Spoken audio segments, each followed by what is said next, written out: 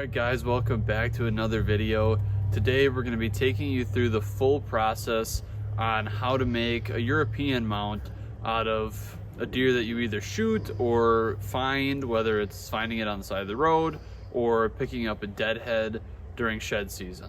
So there's a lot of different ways that you can do this. There's different steps in the process. Everybody might have their own kind of style, I guess. But this is just the way that we like to do it.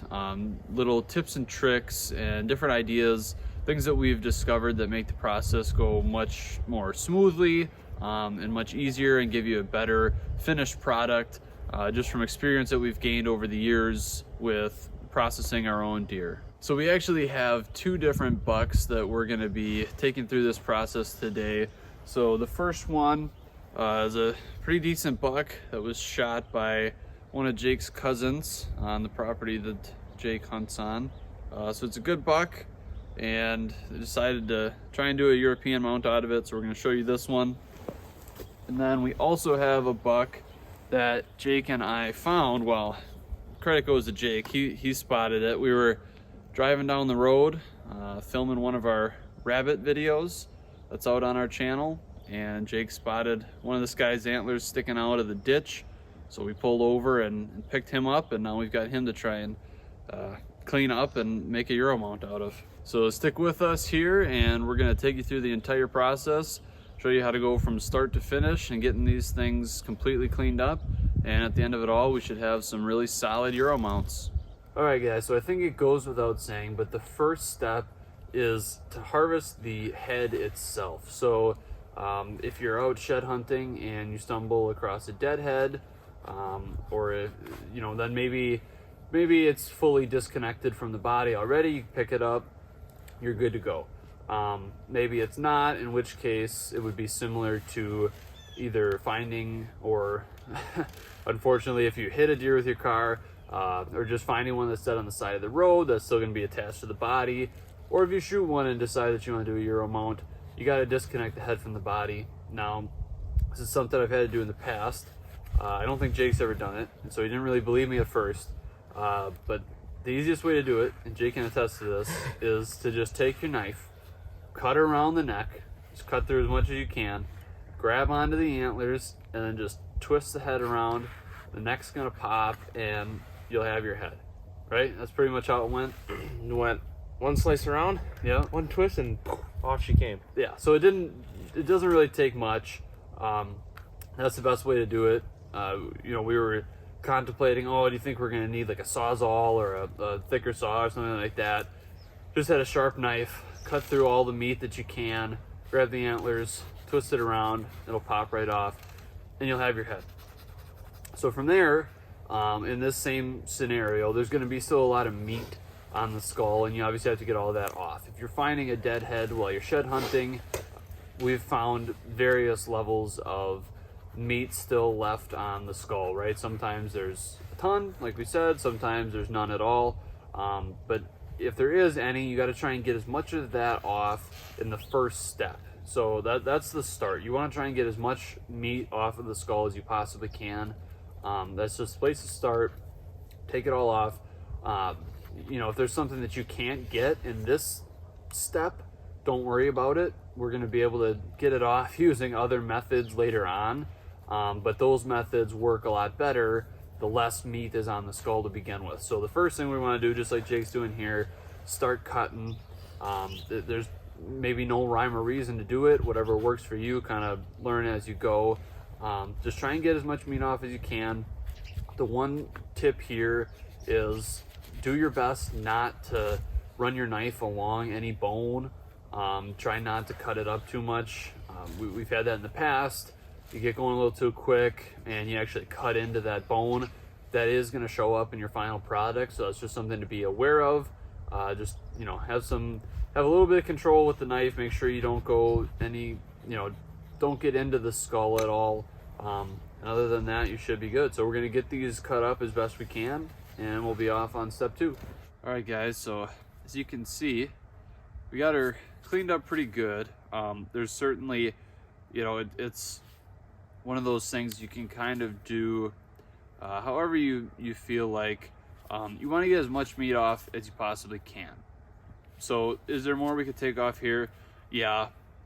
But you kind of get to a certain point sometimes where you're like, well, maybe we got enough, and let's just move on to the next step. So that's kind of where we're at.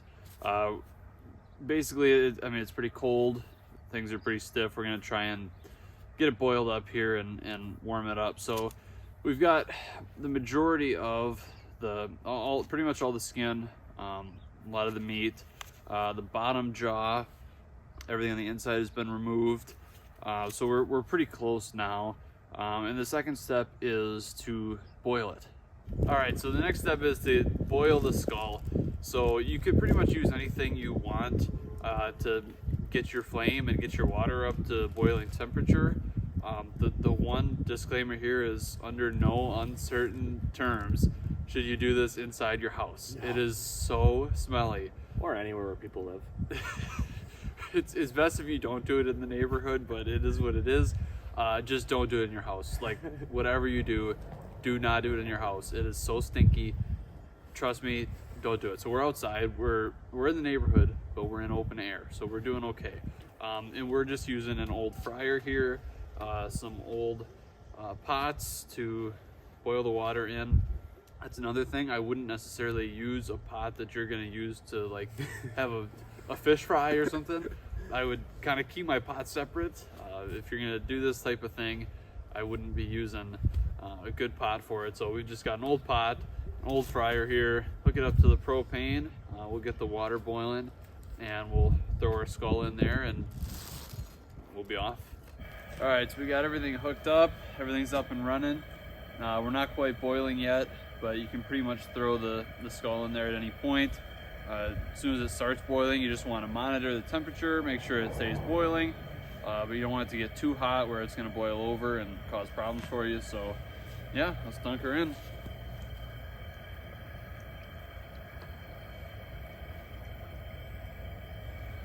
And we've got it at about the perfect level there where the water comes all the way up, so it's going to get onto the whole skull, but it's not so high. Hopefully we don't have too much overflow at all, but now we just got to wait. All right, so we got the first one boiling now. That one is in the boiling pot, and we are on to the second one. We're going to get that one all cut up just like we did with the first one, and then when this one is done, we'll throw that one right in behind it. All right, so we've had this one boiling for about a half an hour. It's kind of whatever it needs. So it could be 20 minutes, half an hour, 45 minutes. We really just want to get all of that remaining tissue to be loosened up so that we can hit it with the pressure washer and take it all off. So using this setup here, sometimes it gets a little bit too hot. We got to turn it down a little bit. Just so we don't have it all boiling over. So you do have to kind of stick with it and keep an eye on it, monitor the situation. But we've had it going for about a half an hour now. Things are looking pretty good. So we're gonna get the pressure washer hooked up and we're gonna hit it with that. Now, it might not take it all off with the pressure washer in the first go, which is totally fine. We'll just repeat the process on. So whatever we can get off of the pressure washer, we're gonna get off. If there's still some left, we'll throw it back in the boiling pot, loosen stuff back up again, and then hit it with the pressure washer again. So we can go back and forth if we need to, but we'll see what this first round takes off here. Okay guys, we're actually having a little bit of trouble with our pressure washer, so we're gonna show you what to do when that happens. So maybe that'll actually be a good thing, even though it's a little bit frustrating. But this one's done boiling. We got some extra water here, so we're just gonna add that back in there. We lost a little bit of water just from evaporation. Jake's almost got the second one prepared, so that one you don't want to sit down when it's a little stinky. It's a little stinky. He's almost got that one ready to go. When it's ready, we'll boil that one, and then we'll show you what to do when your pressure washer doesn't work. All right, little update here. So it turns out that one of our neighbors actually had a pressure washer that we could borrow, so we didn't have to resort to other tactics, which is probably for the best. So we are going to stick with the original plan, show you guys how to pressure wash it. So that's where we're at.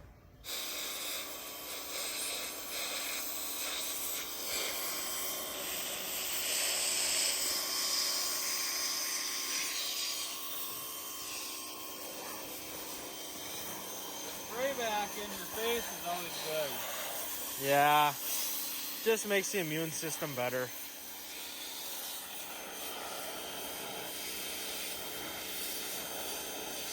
It is now 3 o'clock. Yeah. We've been after this since 9 a.m. this morning, but we're making progress. This guy's been boiling for probably 45 minutes, and now everything's starting to really come off pretty nice. So I think we're just going to let this one boil too for quite some time, and hopefully most of this stuff will come off. Yeah, then, I guess just giving it long enough. That's one of those things, you know, we started kind of like that 20 to 30 minute range, but the longer you can give it, the more it just gets loosened up, and this has been working out really nicely now. I mean, we also picked off quite a bit, right, and stuff, but yeah, once you get down to this, back and forth as needed. There's a lot of little stuff in here that you can't really cut or pick, so it's kind of just gotta boil it till it pretty much falls off. So yeah, we're getting there. All right, so we are still very much in the process here. We've just been going back and forth from the boiling pot to cutting station to the pressure washer. So just kind of going bit by bit, piece by piece. So as you can see, it's getting much better, a lot cleaner. And it really helps if it's at a good temperature. It really loosens stuff up, and then you can hit it with the pressure washer again.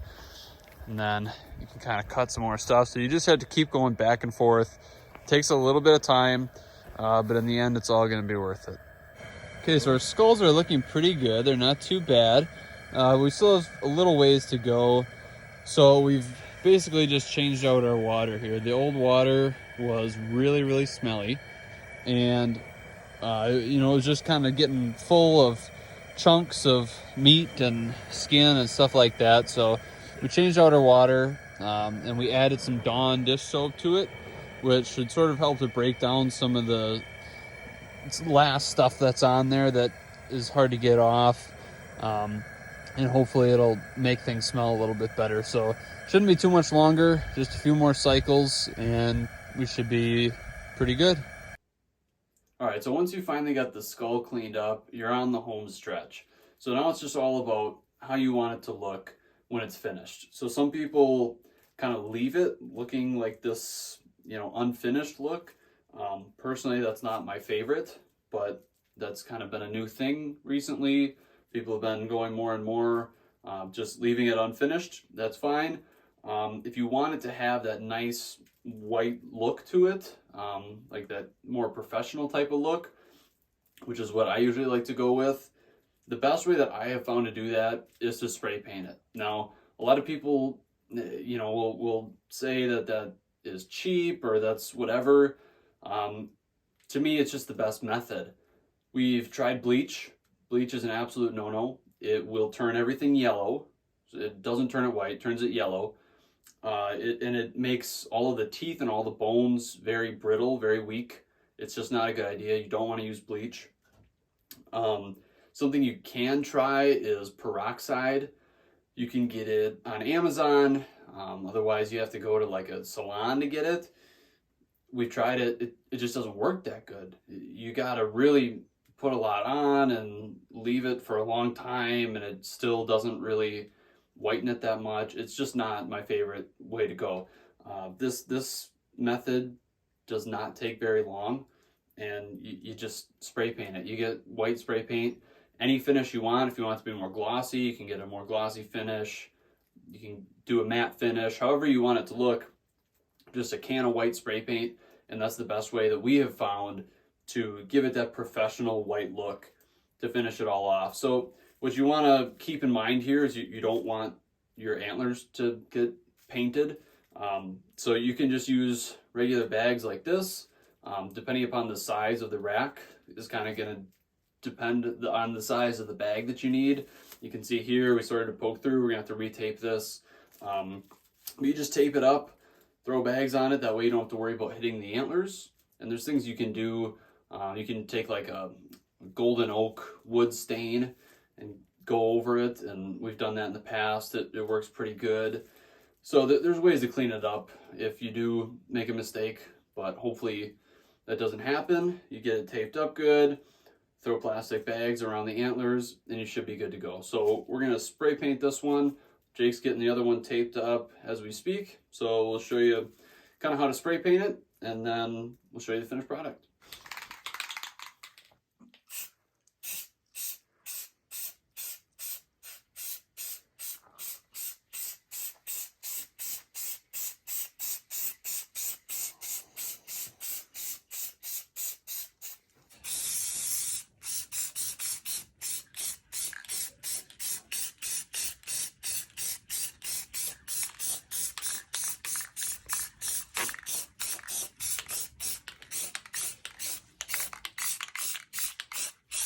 I think this way is the best to not have any like running Yeah, drippage. just kind of short bursts back and forth.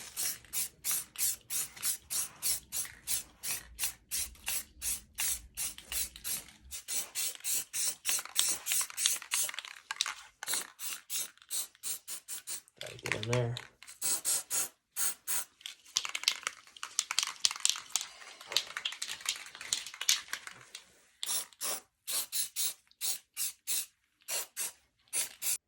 All right, guys, well, there you have it. As you can see, we removed all the bags, all the tape, and we've got our final product here. So as you can see, we went with more of a glossy finish on the paint. I think it turned out really awesome here. The bags worked great at keeping the paint off the antlers. And as you guys could see, we just went kind of short bursts back and forth, trying not to get too heavy on the paint, and realizing that we can come back with a second coat, a third coat if need be.